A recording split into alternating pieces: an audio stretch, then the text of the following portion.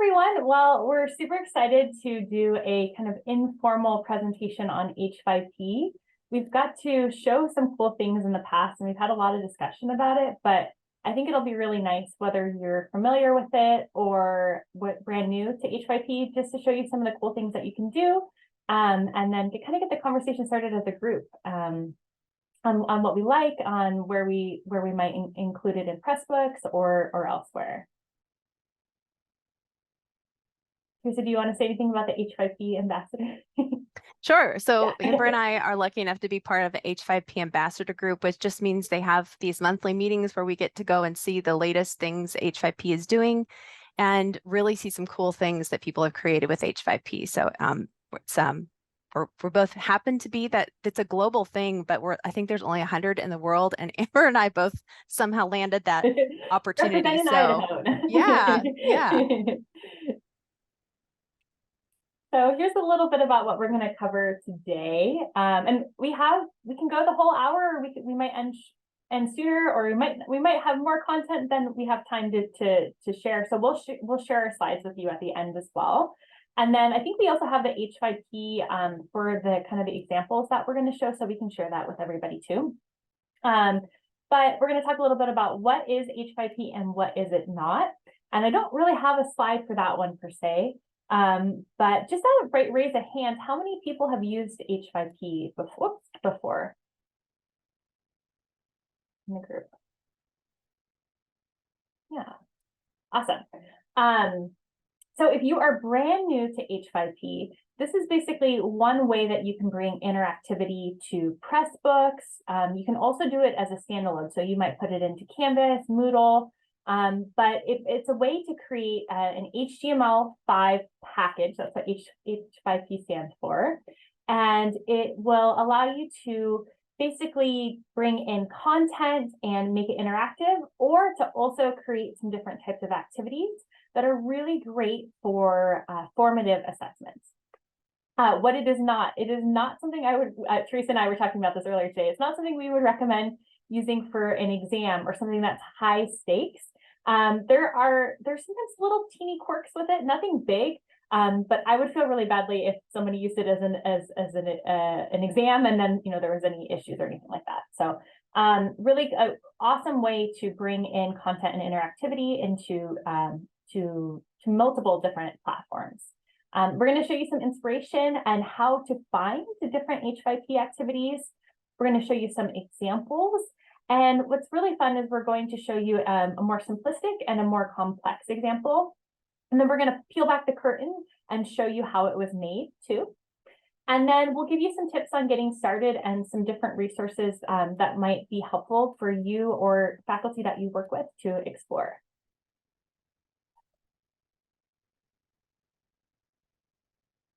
Oh, were you going to share the next slide?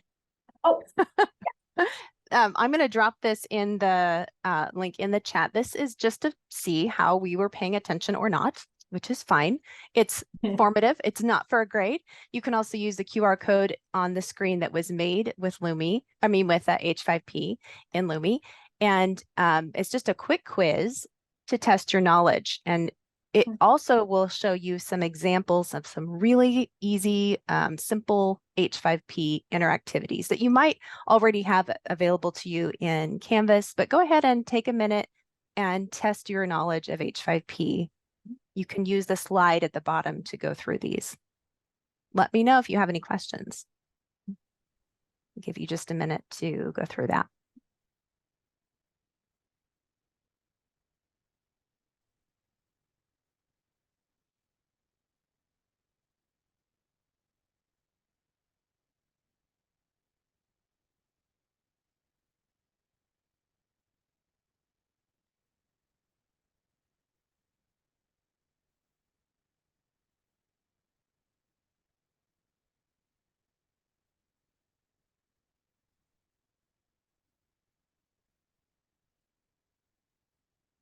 See Jonathan checking. You might recognize someone on this. Yeah, you know which slide I'm on, obviously.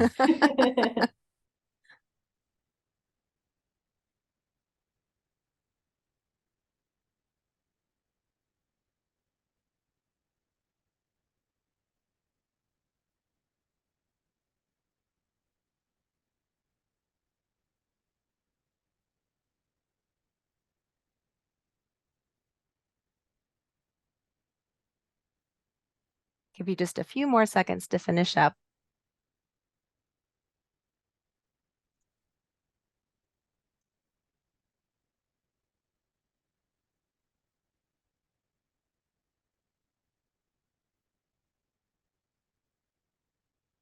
This very simple interactivity is called a course presentation. It is itself one H5P example. And inside this course presentation, you have, hopefully you've gotten to this question in this slide, but you've got drag and drop questions, multiple choice questions, single choice questions, true false questions, and fill in the blank questions. So all of those can be built in, and a lot of other things can be built into one course presentation like this. But those are some examples of some really basic H5Ps that you can build. And notice that on the very last one where you chose the correct statement, you can put in your own feedback. So it's not just corrective feedback, correct or incorrect. You can give explanatory feedback within the tool itself. So that was just a real quick explanation. Also give you a chance to see some simple examples. I love that.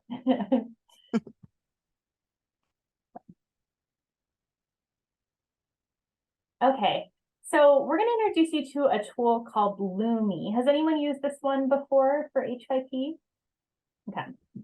So Lumi is really nice because it provides you with a way to create H5P right from your desktop. So you don't have to be in Pressbooks or in the course platform. You can download this app and then use it online or offline, which is really helpful.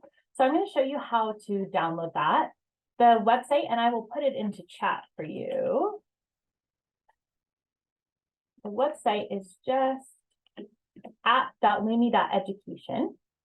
And Theresa is going to talk a little bit about some of the other features, but the tool that I want to show you is this Lumi desktop here. So you can click on Lumi desktop, and there's a version for Mac and Windows.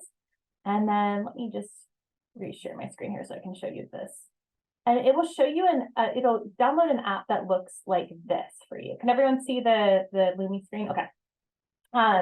And you'll see there's an H5P editor. What's cool about this is that it's the same thing that you would see inside of Pressbooks, inside of h5p.com, for example, or .org. It's a standalone way, but it adds one thing that I think is really nice. So there's an edit tool, but Lumi is the only tool that has this view button. So when I'm working on something, I can actually hit this view button and see a preview of the content, and that is incredibly helpful. Sometimes I feel a little blind when I'm creating things. I don't see what the full version is going to look like until I hit submit when I use it on Pressbooks, for example. So you can, when you're in something, you can just hit this view button and again, see a preview. But there's also, you can open up an H5P file. So we'll share a few H5P files with you if you want to try any of the ones that we created today. And then the one that you're probably wondering is, how do I make these? So you can hit the new H5P button, and there are all kinds of different tools that you can use, and there's different ways to look at them. There's A to Z, newest first, popular first. And what I like is that if you click on any of these, there's an example here at the top of the screen. And so if you're like, what does this audio feature do? You can click on it and it'll take you to the h5p.org website, and you can play an example. And for a lot of them, there are multiple examples. So you can go through and kind of get a feel for it before you take the time to start creating something. Okay. All right. Turning it over to you, Theresa.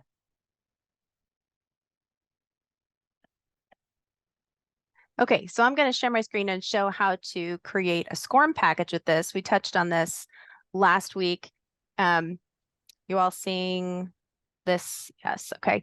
So this is in my Lumi desktop, and as Amber showed you, you can bring all kinds of things in. I brought this one in from a press book that was talking about different ways to communicate in a speech. The main message, it was in a communication textbook.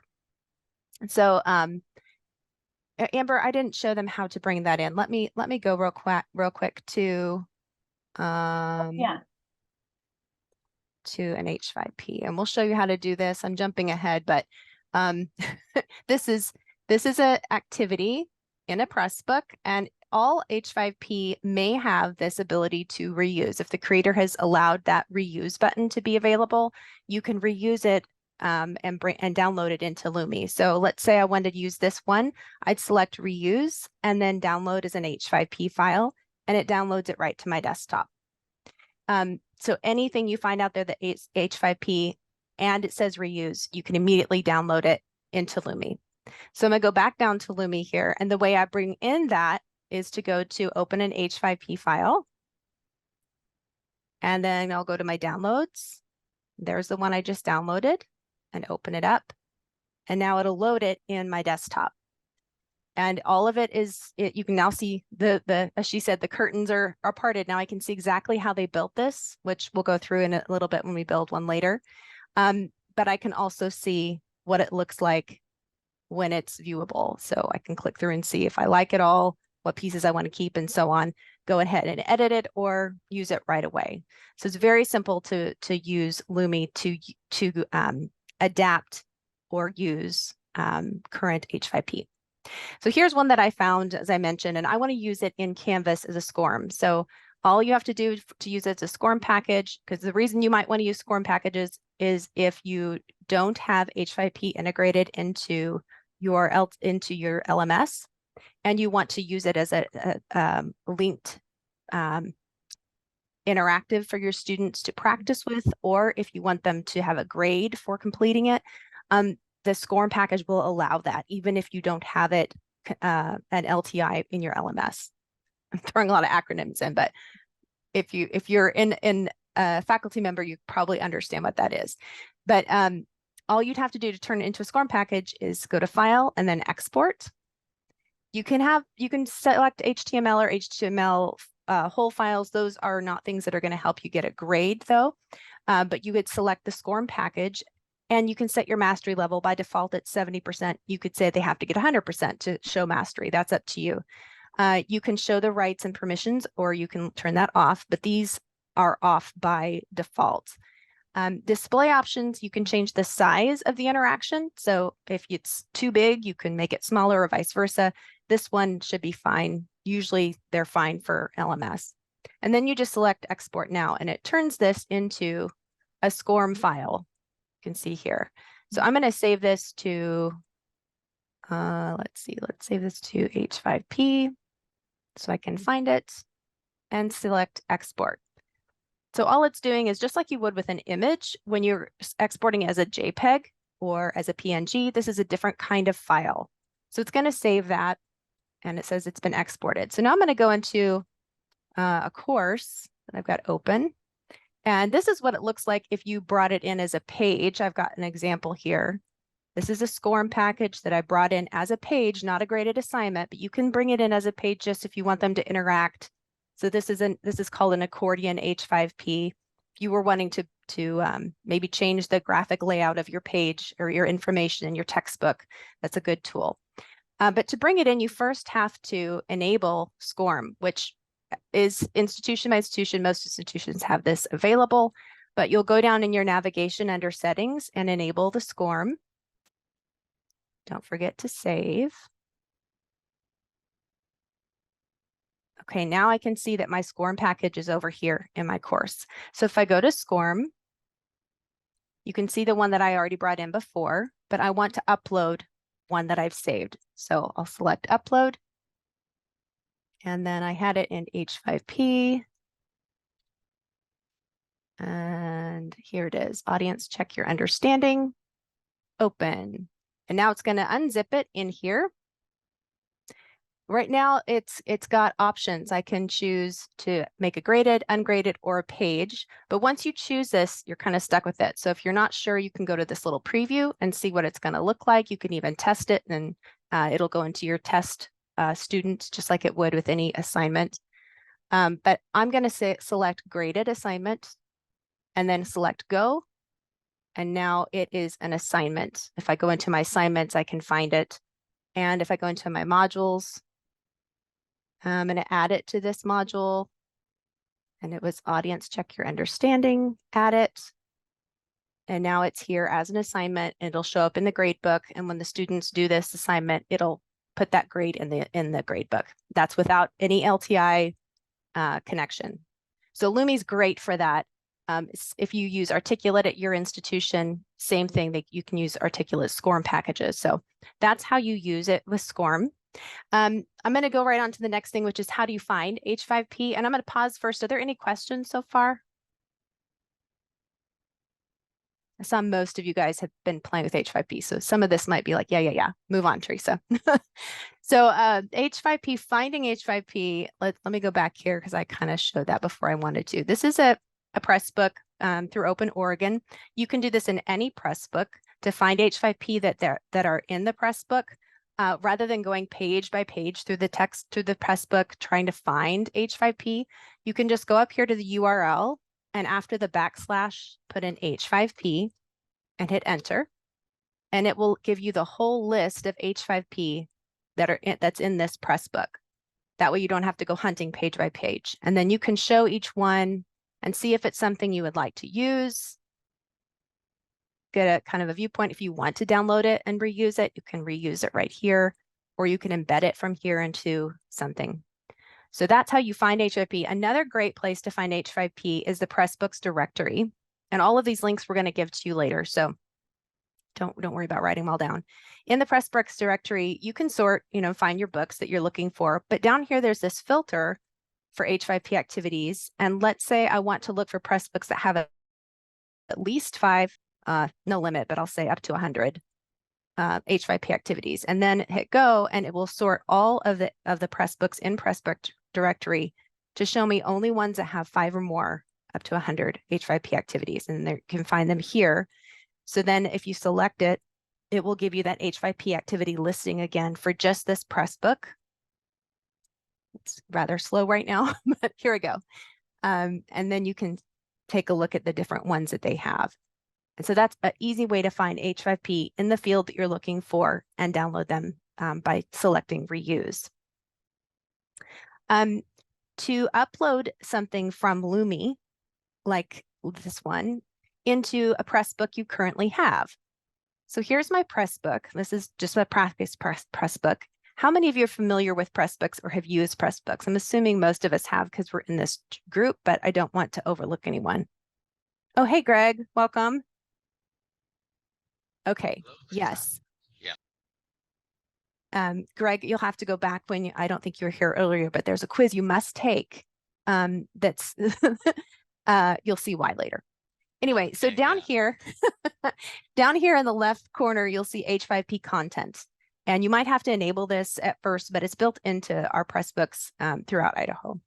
So you can select it, and you can see here I brought all of these H5Ps in already. But to bring in a new one, you just select Add New. And then it gives you that same interface. If you want to start building here, you can create here. This is the same thing we saw in Lumi. It's the same thing you see in h5p.com or org. But I'm going to go to Upload because I already have one that I've made and I want to bring it in. So then I'll select Upload a File. And let's bring in that same audience, check your understanding. So it's going to allow me to use it. I'm going to select Use, and it'll take a minute to upload. But the main thing you want to remember here is just because it's uploaded doesn't mean it's saved. So again, I can see all the back end of it here, but to actually save it, I need to go over here and hit Create in Pressbooks. And that will save it into my H5P library. So it's spinning, it should be almost done creating. And now when I go back to all H5P content, which is like your library, there it is. To put this onto a page, you simply go back to one of your pages. I'll pick this page and put your cursor where you want the H5P to appear. Then hit this little Add H5P button. Find the one that you want to place there and select Insert. And it looks like it's not really there. It looks like code, but when you actually preview it, there it is on the page of the Pressbook. So super easy to use, super easy to bring in from Lumi or any other place that you've saved your H5P. Okay, I think it is Amber's turn. She's going to explain the pros and cons of building in Lumi versus building in Pressbooks. So as you can see, Lumi is really advantageous because you can have a preview at any point in time. It's also available offline. So I like that you don't have to be in the website or in Pressbooks. You can just do it right from your desktop. So those are some of the pros. Some of the cons, one thing that I ran into is that Lumi will allow you to put in a ridiculous amount of high resolution images and not give you any warning that the file is too big. So an example I can share is I made a deck of about 60 flashcards and I put in pictures for every card. And I went on Pexels and I was choosing like beautiful high resolution images, not even thinking. And then I went to go import it into Pressbooks and I kept getting some weird error message that I had to Google. Come to find out there's a 15 megabyte limit on files that you put into Pressbooks. That might be different, like if you put it in as a SCORM or into Canvas, but I think most of us are probably going to use this for Pressbooks. So I wanted to give you a heads up about that. So just be conscious of the file size. You can, if you don't know, at any point in time, you can right click on the H5P file and just inspect it, and it'll tell you how big it is. You can put a lot in there, but yeah, if you're using like high res images, it can get eaten up very quickly. So that's one thing. The other thing too, right before we went on vacation, Theresa saw a message from Lumi that they're moving to a subscription model for something. We're not really quite sure what that is, if that's for the desktop tool, if that's for the hosting things that they have. When we find out more about that, we can definitely share it with the group. But some things might turn into a subscription model. So if I were you, I would download the tool right now so you have it just in case. But hopefully they'll continue to offer that because it is really nice to be able to have that preview view and not have, because otherwise if you're doing it in Pressbooks, for example, you have to basically publish it in order to see it. And that just adds more time when you're creating something.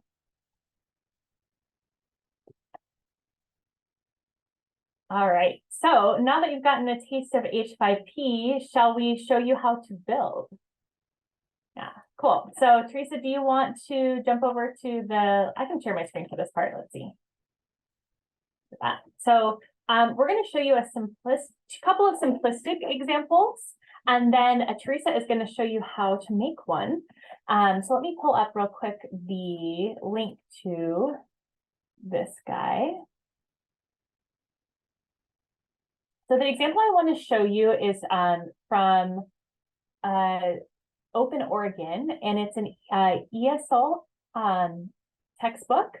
What I really like about it is that they included some videos, and then based on the videos, they have a bunch of different exercises. And I'll put this in chat if you want to try them out yourself. But you can see here, there's all kinds of different simplistic examples here. So this one is kind of a this or that. So you're choosing whether it's a vowel or a consonant. This one, we have kind of a fill in the blank style where I'm typing is an apple, a baby. And you can see here that you can choose how feedback is provided. That's one thing I really like about the H5P tool as well.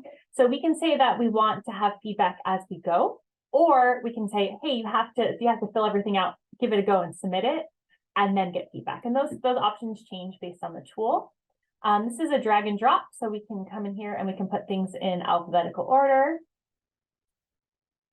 And then another drag and drop. So this is a nice example of just some of the more kind of simplistic tools that you'll find in H5P. And again, if you're like, wow, this is really cool, what did they use to make this? You can hit that reuse button, download it as an H5P, and open it up in Lumi, and it'll show you, they use the mark the words tool. So Theresa and I often use this a lot when we find a cool H5P. Again, peel back that curtain and say, how did they make this? So if you're just getting started, this is a really, again, great way to kind of see how things work. All right, over to you, Theresa. Okay, so I'm going to share my screen and show you, whoops, just disappeared. I'm going to share a couple of things. I'm going to go the sound to. Okay.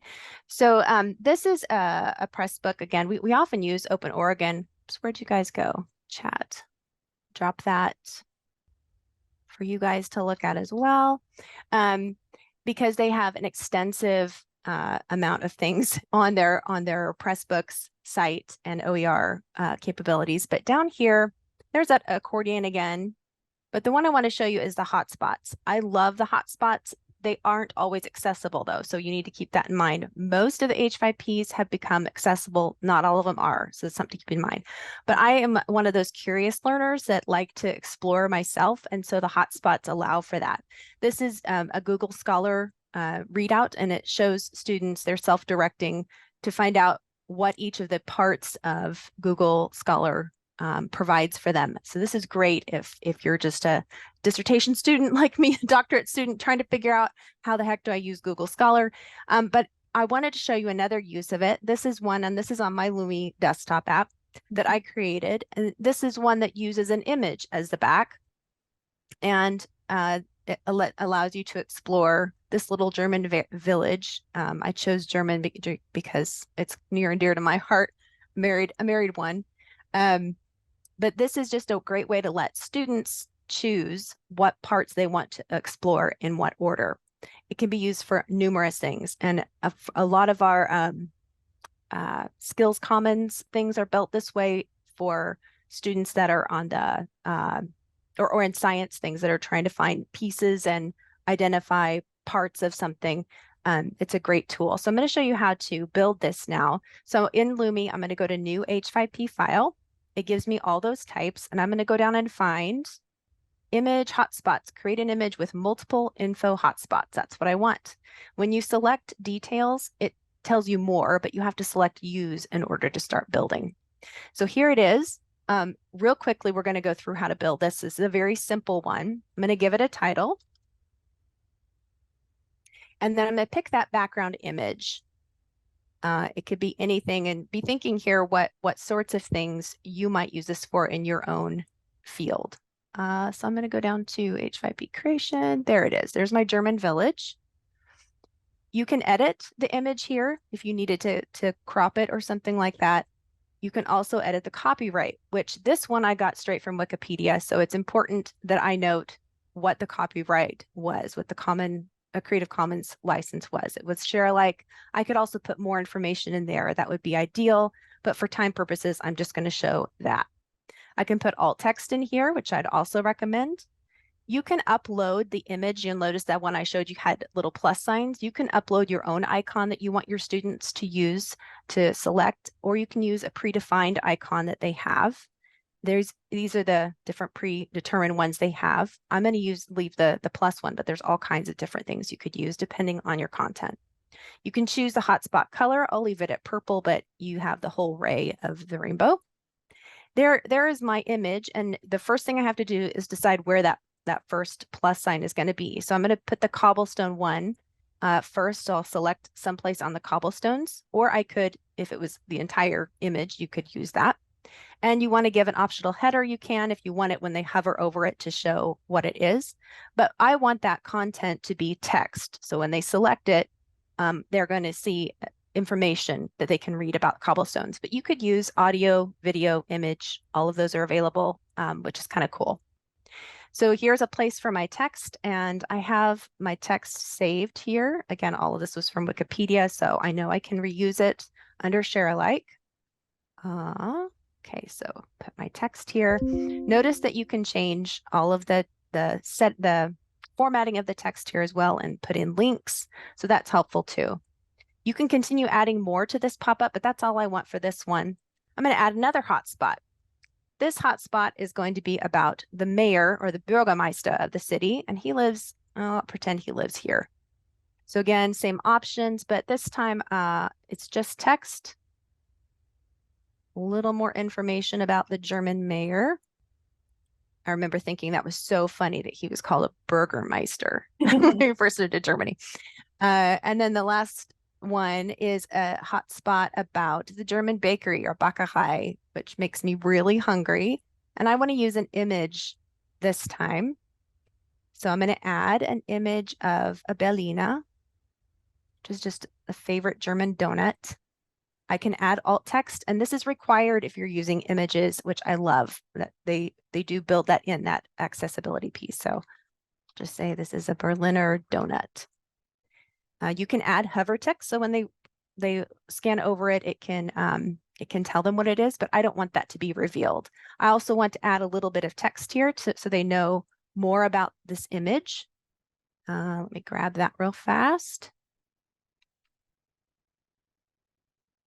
Okay, so that's enough information for what I want. And then at the top here, I can, as Amber said, I can view it and see what's this going to look like right now. And I can test it out and see, is it doing what I want it to do? Do I want to move things around? And so on. But this is a great, very simple tool for allowing your students to be self-directing their learning of the content rather than you having to do that. And then if I want to use this, I would just file save or export as a SCORM, and so on. Questions about that simple build?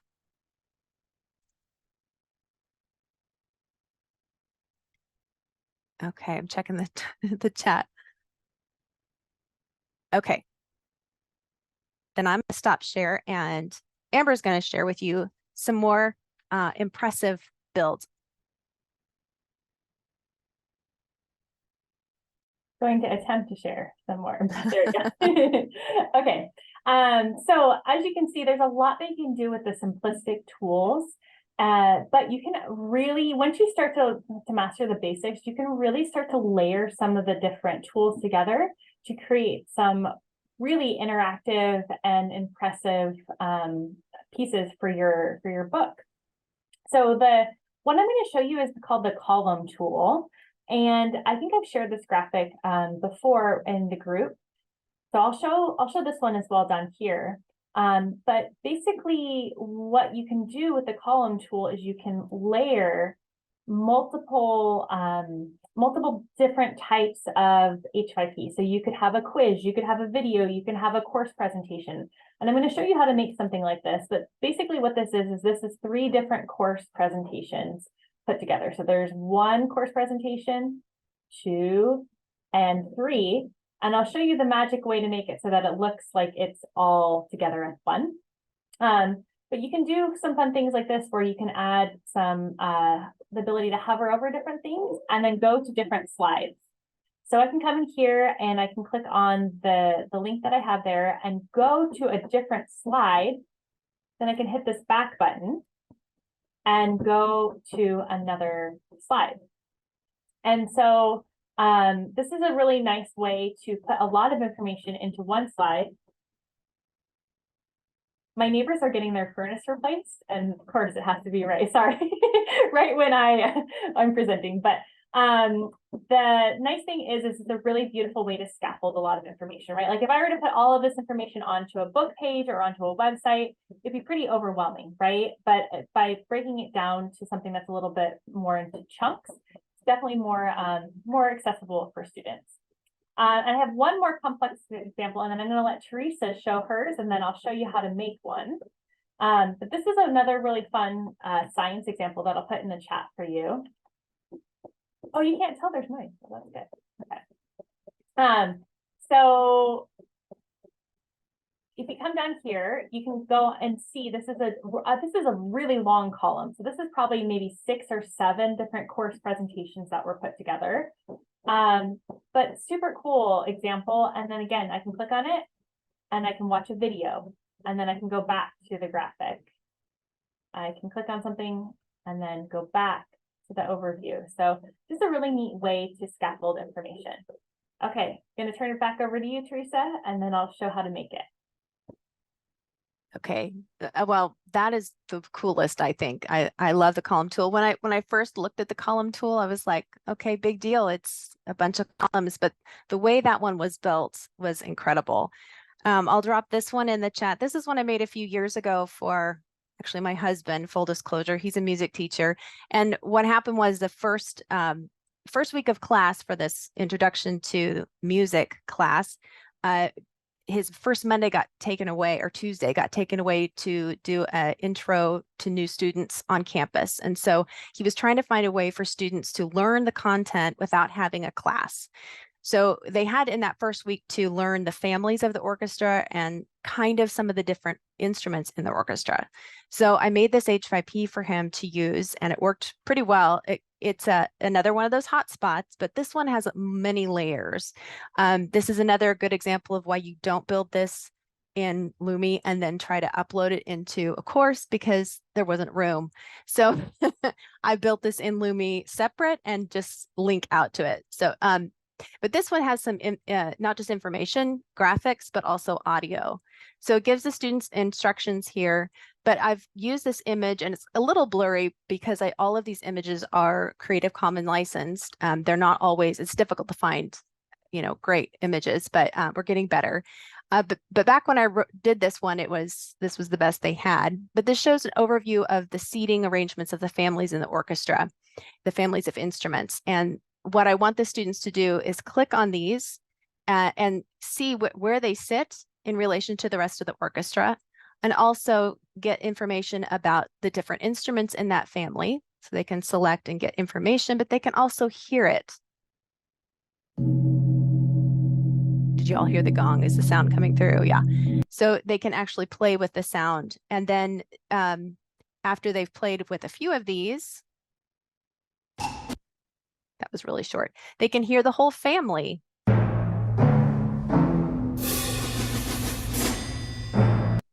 And then they can go back and explore another family and so on.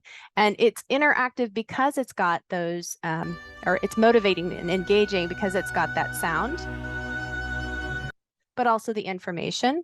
But they have free time to explore. There's no guided anything to it. They can go and play with it and get to know those families. And then at the end, there's a little quiz that they can take to kind of start just the beginning level of identifying the instruments and what family they belong to. This is part of a 4-part series for the week. All of them used H5P, but this was the most intense build. It took quite a while, but really loved the play, the possibilities with this very free open source tool. So that's my contribution. Your turn now to show them how you built these. Yeah. So I'm going to show you how to do one of the column graphics, and I'll show you kind of like a little bit more simplistic one. So let me go ahead and share my screen. So this is, I thought we could do something Idaho specific, would be kind of fun. So I thought, why don't we do something with birds of Idaho? So what you'll see here is this is a column, and if I peel back the curtain, you'll see that there's multiple pieces. So I'll explain that. But what's cool is I can click on any of the birds. Sure, I've got sound turned on here.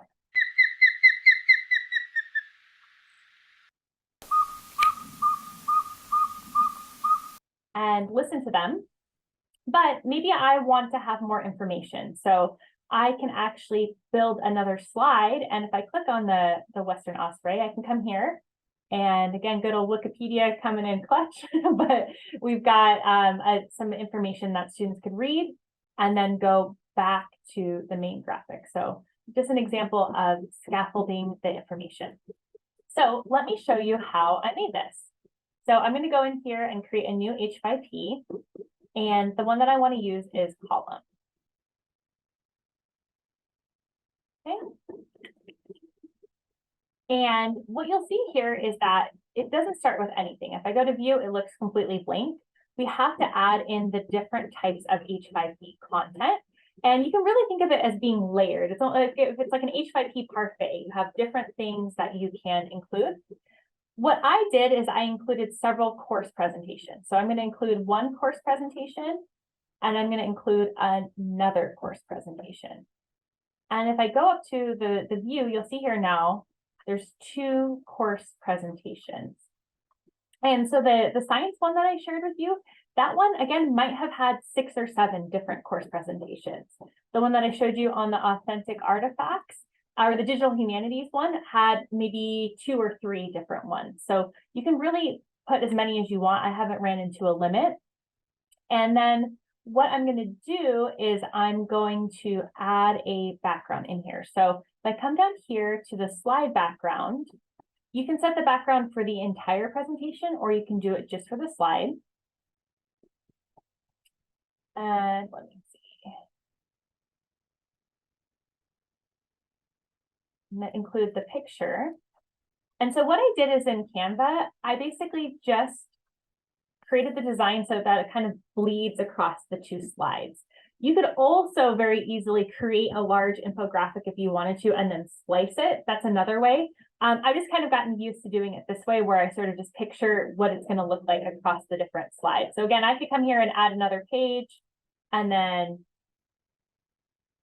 sort of come down and even make this longer if I wanted to, right? So you can kind of play with that. So I'm going to add the first image, and then I'm going to add the second image. And now if I come up here to view, you'll see here that it's starting to look kind of like what I pictured, right? But I have this really annoying progress bar. And so this is the kind of the secret sauce, is if you come in here to edit and you go to the behavior settings, what you want to do is activate that active surface mode. And that will hide all of the navigation. So if I click on here, it warns you, you can't take it, you can't turn it off. So just FYI, but I'll turn that on. And now they appear as one. So kind of a cool thing that you can do. What I'm going to do now is I'm going to include the audio, and I'll show you how I made it so that it's invisible. You can have a media player come up if you wanted to, but I kind of like that it's sort of just hidden in the background. So I can come here to the audio button and then choose my source file. And then the key here is, instead of the minimalistic or full, to choose transparent. And then it's a box. So it's an invisible box. So then I can put it over my image. And if I go to play it, there it is. So basically you would rinse and repeat for the different pictures. Let me show you though how I made the slide. And so this is again where you can kind of get a little bit more complex, right? So right now I have just one slide here and one slide here. But if I come over here to the add new slide button, you'll notice now that I have two slides. But I hid the navigation, right? So I have no way, people don't know that there's more than one slide. I have to make a button to get to the second slide here. So let me just quickly add some text here.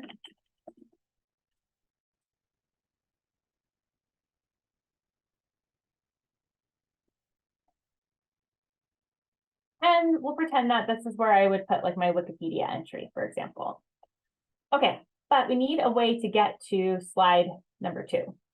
So what we're going to do is we're going to just put in some text.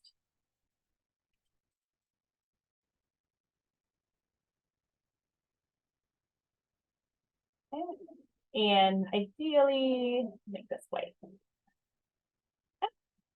All right, so we want to learn more about the bird, right? So there's not a way to like link this. I have to create a button. And the way you're going to do that is with this anchor tool here. So if you go to the slide, you can say like slide 2, for example, and these titles are really just for you to help you remember where things go. They don't show up for anybody. And I'm going to say I want it to go to slide number 2. You can make it invisible, or you can make it so that when somebody hovers over it, there's kind of a hot spot.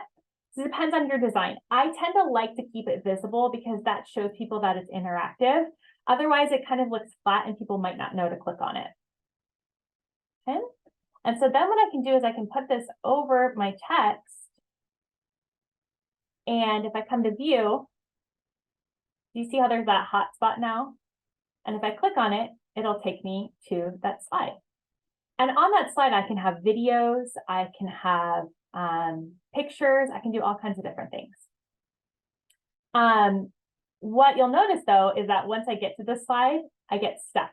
So this is, if you've ever done this like in PowerPoint or Google Slides, it's kind of the same concept. So I just have to basically just do some text that says back.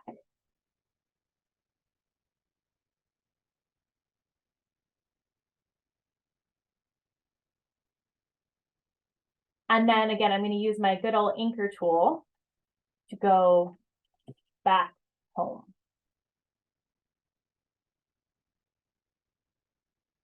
Now I can click on it and then I can go back. So that's an example of the column tool. And if you want to see the finished version, well, kind of finished version, I didn't put the text right here, but you can see the pictures and stuff. I'll share that as well with everybody. But any questions on the column tool? Okay. So let's go ahead and go back to the presentation here. And again, we're going to share the slide deck with everybody, but we've got a ton of great websites here that you might want to check out that have like repositories. So the eCampus Ontario one is really nice. I think we shared this one a few meetings ago. But you can come in here and you can search by subject, you can search by license, by keywords, and same concept, right? So if I want to look at this crossword, I can, looks like you might have to log in for this one, but I can come here and then I could download it and then open it up in H5P, try it out, customize it for my students.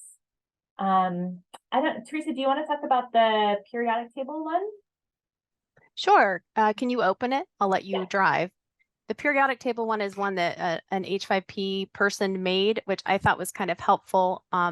It's on the left. It shows you which ones, the yellow ones are auditory ones, visual, quizzes, or other. And then if you go the other direction, these two in the first column are easy to create. This kind of H5P requires some work. And then on the far right are significant effort. These are all different kinds of H5P types. So I don't know if you hover over them, does it show the exact type? No, you got to click on it. So that one is image choice, for example. But you can, this periodic table shows you all of them, but you can kind of sort quickly by the level or what it is you're looking for. I like too that they give you some ideas too for how you might use it. And then Theresa already shared with the Pressbooks directory too, so you can go in there and type in like minimum 25 H5P and see some really interactive books. And then we just found this one this morning as well, and it's similar to the eCampus Ontario, but again, it's tagged by subject and by keywords, so you can search in here and see if there's anything maybe that could be a good building block for you for your specific discipline.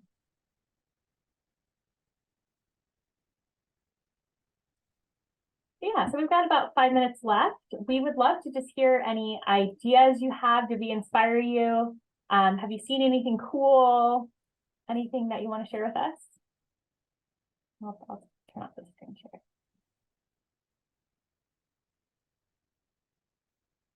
I'll go ahead and share the slideshow, the slide deck that we created. All of those things are linked. You can go back and peruse at your convenience, adapt them, reuse them, all those good OER things.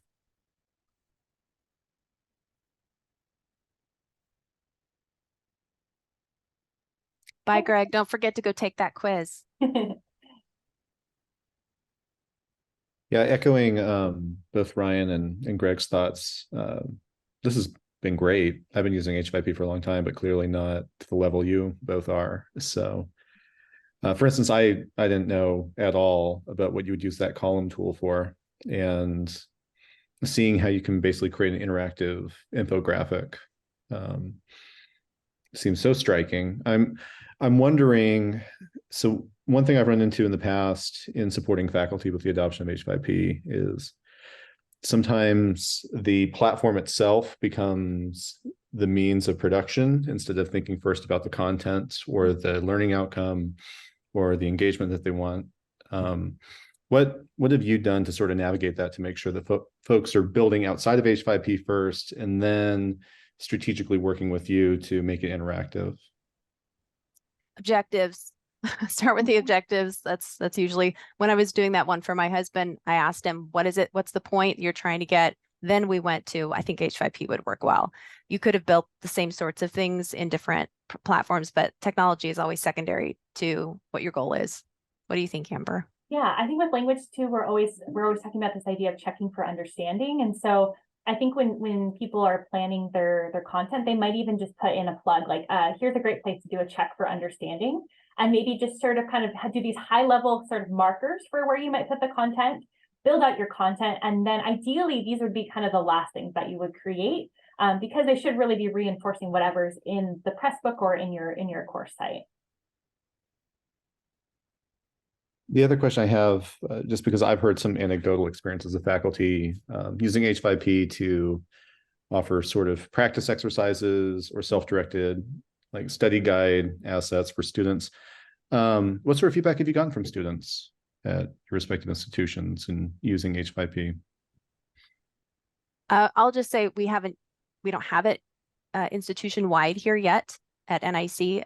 So I've just built it individually, occasionally for faculty or for my own use. So we haven't had a lot, but the few that I have had, the students really like the ability to, particularly if it's the content, they really like the ability to go in and self-direct for some of those things, which is an adult learning theory supported thing. And also in some of the studies that I'm doing with students where I'm doing qualitative work and using H5P, they love as they're reading a text in Pressbook, they love the ability to stop and interact with what they've just been inputting. And that's a multimedia principle for sure of segmenting and generative activity. So it fits a lot of the goals of education and seems to be motivating and engaging to students. Yeah, I think that one of the biggest barriers we've had with faculty adopting OER has been this idea of like, well, all the auto-graded all of the auto-graded assignments are going to be taken away from me and I'm going to have to grade everything. And so I think that the H5P has been really well received by the instructors using it, but also by students, just because we have so many students who want like to do multiple, instances of practice. And a lot of the H5P has a random button too, so you can just like, it'll randomly generate the order, or you can have a pool of questions too. So you could have 100 questions and it's only going to show 10, for example. One thing though, Jonathan, that you made me think of is that we, there are some limits with H5P in terms of the auto-graded versus instructor-graded. There's instructor-graded ones that you can do, but there's not like a way to turn them in per se. And so even with the scores, unless you were to put them directly into your LMS or to use the results, which is coming out, there isn't like a way to see the scores for your students very easily. So what we've done with the French textbook is the students, they have a homework checklist. And then let's say that there's 10 exercises. They have to turn in a screenshot showing that they've received at least 80% on 7 out of the 10. And students can screenshots are very easy for them. And so that's what we've done. And it's worked really well. I'd be curious to hear what other people have done. But yeah, it's been really well received by students. It's mobile friendly too. That was something I was really concerned about, is like, are students I know students love to do things in between classes or on their phone, and it works really well on mobile devices. Yeah, thanks for bringing up that limitation, because I know some of the faculty who I've heard most from with adopting H5P, they were building in these integrated interactive elements within, say, a Pressbook or within a course site. And because of the lack of gradebook integration, or because it was too complex for them, they're like, I'm just going to put these in here to assist students on learning and quizzing themselves on the concept. And I think that's where they were surprised. It's like there's no grade attached to their engagement with these tools, and yet they were hearing about it from students during units, in the course evaluations, and so on. So I want to be respectful of everyone's time though too. Yeah. And so if you have to bounce off, that's fine. We'll stay as long as Theresa and Amber are willing to field questions. I'm going to drop in the chat. There is a new thing too that Lumi has, where you can, instead of turning it into a SCORM package, you can use HTML reporter, which I've never used, but it allows you as a student to download a Lumi file and give that to the teacher. And that would tell the instructor what you have and hadn't done. It's like an analytic tool, but I have not experienced anything with that yet. So, but there is another way to report, but it doesn't necessarily report to your gradebook. It would still just be like a screenshot. So tell me about Lumi. This is the first I've ever heard of Lumi. Where does it come from? Is this something that H5P is recommending as well as part of a creator's workflow? The H5P ambassador group talks about it quite a bit. It's not like connected to H5P in any way that I know that the company, but it is open source.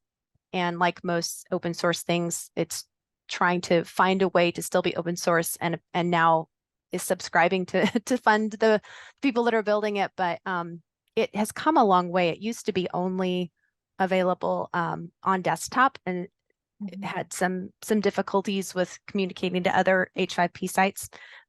But now it has the website as well that you can build in as like a cloud and store and share from. Do you know more about it than that, Amber?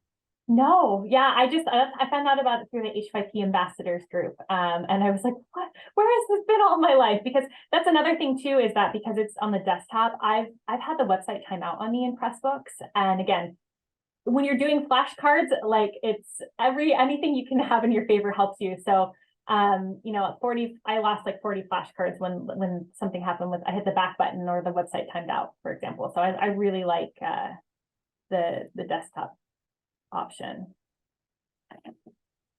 And I primarily use the website option. I do have the stuff on my desktop too if I'm trying to download and upload to Pressbooks, but I build a lot and host a lot on my Lumi cloud.